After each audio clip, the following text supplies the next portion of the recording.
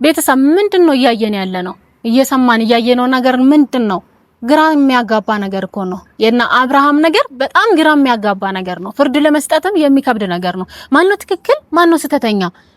እና ፍቅር ናቸው ወይስ ሄርሜላ ናቸው? እውነቴን ነው። ፍርድም ለመስጠት አስተያየትም ለመስጠት በጣም ከብዶናል። እኛ ምን አይነት ድራማ ነው እየተሰራብን ያለው? አንድ ልጅ ታማበደች እኮ። አብርሃም ምን እየሰራ ነው ያለው?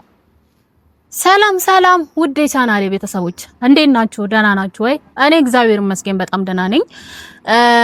እንግዲህ ትናንትና በተለቀቀ ቪዲዮ የተለቀቀውን ቪዲዮ አይታችኋል፣ ምን አይነት ቪዲዮ እንደነበረ።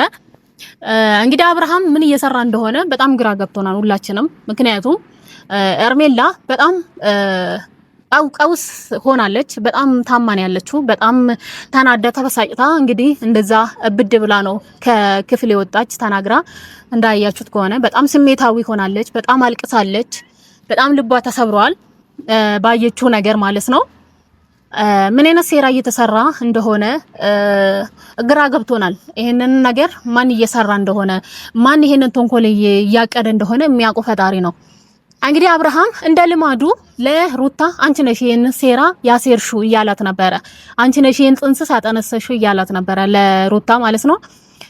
በርግጥ ሩታን በክፋትና በተንኮል ቢሆንም የምናቃት እሱንም ከጊዜ በኋላ ነው እንጂ ከጊዜ በፊት መልካም ሴት ጥሩ ልጅ እንደነበረች ነው ሁላችንም የምናቃት።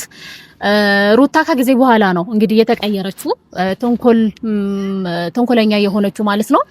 ይሄ ማለት እድሜ ልኳን ተንኮለኛ ናት ማለት አይደለም። ሁሌ የሰው ልጅ እኮ ፍጹም አይደለም፣ ያጠፋል፣ ይሳሳታል አይደል እንዴ? ስለዚህ አንድ ሰው አንዴ ተሳሳተ፣ አንዴ ያጠፋ፣ ሁለት ያጠፋ ማለት ሁሌ ያጠፋል ማለት አይደለም። ስለዚህ የራሱንም ጥፋት ሩታ ላይ ነው እየደመደመ ያለው የአብርሃም ነገር። እኔ አሁን ላይ ስረዳው ሲገባኝ ማለት ነው ራሱ ጥፋት ያጠፋና መልሶ ሩታ አንቺ ነሽ ይሄንን ጥንስ ሲያጣነሰሽ ይላታል።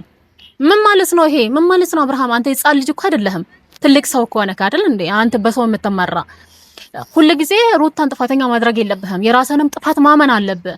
ሁሌ ጥፋት እያጠፋክ ነው። ጥፋትም ስታጠፋ ጥፋተኛ ነህ፣ ትክክልም ስትሰራ ትክክለኛ ነህ ማለት ነው ያለብን እንጂ ሁሉ ጊዜ ጥፋት እያጠፋክ የራስህን ጥፋት ሌላ ሰው ላይ መደምደም የለብህም። ሌላ አካልን ጥፋተኛ ማድረግ የለብህም። ምን እያደረክ ነው አብርሃም? ምን እየሆንክ ነው?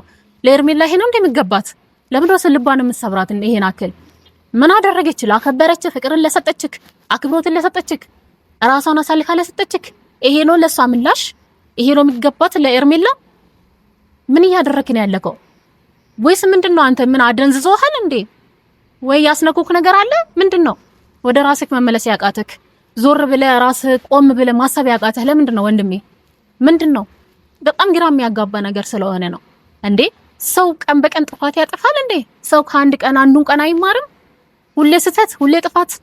ይሄን አክል ሄርሜላ ምን ብታጠፋ ነው በላዋ ላይ እንደዚህ የምትማግጥ? በላዋ ላይ ሌሎች ሴቶችን የምታመጣባት ምንም ብታጠፋ ነው?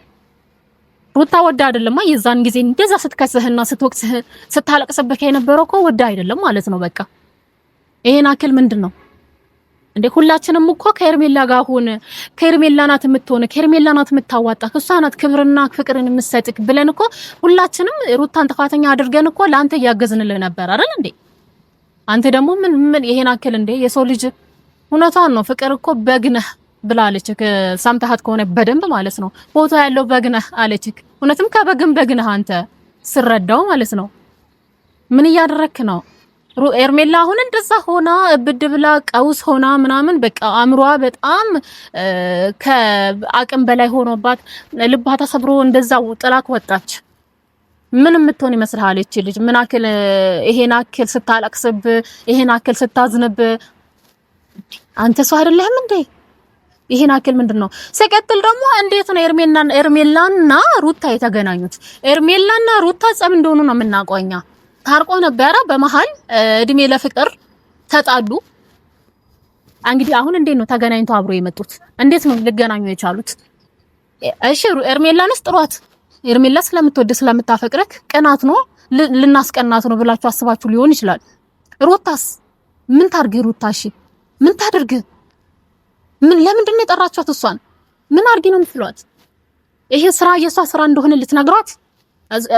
እሷ ናት ይሄንን ነገር ያመጣችው ፍቅር እንደዚህ እንድታደርግ አደንዝዛ ክፍል ውስጥ ይዛህ እንድትሄድ ያደረገችው ሩታ እንደሆነች ለመናገር እሷም እኮ ላትሆን ትችላለች፣ ልትሆንም ላትሆንም ትችላለች። የሚያውቀው ፈጣሪ ነው። ከዚህ በፊት ከፍቅር ጋር ተመሳጥሮ ሴራ ሲሮ መጥቷል። አሁንም እኮ ተመሳጥሮ ሊሆን ይችላል፣ አይታወቅም። የሚያውቀው ፈጣሪ ነው፣ እኛ አናውቅ። ገባክ? እንግዲህ ነገ የምናየው ነገር ይሆናል። ግን ደግሞ ሙሉ በሙሉ እሷ ላይ መደምደም የለብንም። ፍቅርም ደግሞ በጣም ጥፋት እያጠፋች ነው። ይሄን አክል ሴትነቷን አርክሳ ምንድነው ሰውና ሰው ማባላት? አሁን ላይ አብርሃም እንግዲህ ፍቅረኛ እንዳለው ታውቃለች። ህይወት ሊመሰርት ነው፣ የራሱን ኑሮ ሊኖር እንደሆነ ታውቃለች አይደል እንዴ? ይሄን አክል የሰው ፍቅረኛ የሆነው የሰው ባል የሆነውን አልጋ ክፍል ይዞ መግባት የድሮ ፍቅረኛ ምናምን ድሮ ቀረሱ የልጅነቴ ምናምን ትያለሽ። የልጅነትሽ ጊዜ ማን ተንዘላዘ ያለሽ አትማሪም አልፈሽ ልጅነት አልፈ በልጅነተኛ ትምህርትና ጨዋታ ነው የምናውቀው እንጂ ፍቅርን አናውቅም። የልጅነትሽም ከሆነ አለፈ እኮ አለቀ፣ በቃ ያለፈ ነገር ነው፣ ያለፈ ጉዳይ ነው። ዛሬም የራሱን ህይወት ልክ ሲጀምር መተሽ የምትበጠብጩ ምን ይሉታል? ይሄንን ማንም ሰው እኮ የልጅነት የትምህርት ቤት ወይም በልጅነቱ ጊዜ ያሳለፈው ላይፍ አለው። ያ የልጅነት ጊዜ ግን ተመልሶ ይመጣል ማለት አይደለም። አንድ ማወቅና ማሰብ ያለብሽ ነገር እንዴት ነው የምታስቢ? አንቺ ወልደሻል፣ ልጅ አለሽ። ነገ ልጅሽ ታርግና ትልቅ ትሆንና ያንቺን ቪዲዮ ታያለች። የዛኔ ካንቺ ስራ ከዛ ቪዲዮ ምንድነው ልጅሽ የምትማረው? እሷም እንደዛ እንድትሆን ነው፣ እንደዛ ሆና እንድታድግ ነው። እንደዚህ ተንኮለኛ ሆና ክፋተኛ ሆና የሰውን ህይወት እየበጠበጠች እንድትኖር ነው? እንደዛ ነው የምትፈልጊ? እንዴት ነው ሰው ራሱን የማይቆጠበው? አንድ ሰው የልጅነትን የድሮ ህይወት ካለው ያንን የድሮን ህይወት ተመልሶ መኖር አለበት? ወደፊት መራመድ ወደፊት መሄድ የለበትም ወይስ? እኔ አልገባኝም። እየተካሄደ ያለው ነገር ምንም እኛ እኮ ለፍርድም ግራ ገብቶናል እኮ። እውነቴን ነው።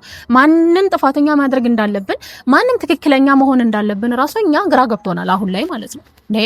ምክንያቱም ሁሉም ጥፋትን ላይ ናቸው። የውዝግብግብ ያለ ነገር ነው። ኤርሜላም ምንም መማር አልቻለችም። እንደዚህ ስንቴ ስንቴ ነው ልቧን የሰበራት? ስንቴ አብርሃም ስንቴ ምንም መማር ያልቻለች እሷም ራሱ ልክ እንደሱ በግን የሆነችብኝ እንዴ! ምንም ግራ የሚያጋባ ነገር። ሩታም እንደዚህ ስርስሩ እድሜ ልኳን የራሷ ህይወት የላትም እንዴ? ሰው ህይወቱን አይቀጥልም? ላይቭ እኮ ይቀጥላል፣ ማቆሚያ የለውም። የሰው ልጅ ጤናና እድሜ እስከሰጠን ድረስ ምንድነው? እኔ በጣም መናገር ራሱ ግራ እየገባኝ ነው። እውነቴን ነው የምላችሁ ቤተሰብ ማለት ይቅርታ አድርጉልኝ በዚህ አጋጣሚ ካጠፋውኝ። ግን እኔ የተሰማኝንና ከነሱ ቪዲዮ አይቼ የተረዳሁትን ነገር ነው አሁን ላይ የምናገረው ማለት ነው። ባየሁት ነገርና በሰማሁት ማለት ቪዲዮ ላይ ማለት ነው። እንግዲህ ሁሉም ይሄን ቪዲዮ እየሰሩ የሚፖስቱልን የየራሳችንን አስተያየት እንድንሰጣቸው ነው። ጥሩም ይሁን መጥፎም አይደል እንዴ? ስለዚህ እያየው ዝም ብዬ ማለፍ አልችልም። እኔ አሁን ይሄን ነገር ትዳር እንደዚህ ነው እንዴ? ፍቅር እንደዚህ ነው እንዴ?